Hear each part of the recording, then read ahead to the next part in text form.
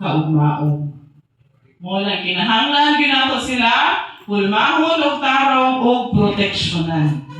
Mga bito na mga pastor, ang 4Ps, hindi na sila mahimong 4Ps o buhay bata. Kaya ang gobyerno nangutang sa World Bank o Asian Development Bank para ihatag sa ilaha para katong kwarta para dito sa mga bata. Kamu mga papa, kada payout sa mama, kasi pagsiikog yung pagsigarilyo, yung mga iyan na. Tandoy, lang junior. Di pa rin mo daw junior, kaya long neck. So, kanang kwartaha para nila sa mga bata, ihagyo nag-invest ang gobyerno, kay mo lagi ni, children are the world's most valuable resources and the best hope for the future. Magtungan tagbasa. 1, 2, 3, go! Children are the world's most valuable resource and the best hope for the future. Okay. Sinapot na ta. Hindi na po ta. Next level.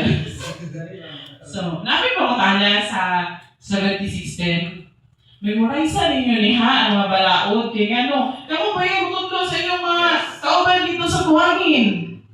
May buhangin A lang na. Ay, buhangin proper. Buhangin A ang nasa district atong target, di ba? So, possible, bunluton mo nila, mga pastor, dito lang po sa tigato. Sa anak ba? Kaya i-replicate mo na ito ni. So, lamig yun kayo mga tubang o tao. Kung surito ka sa istorya.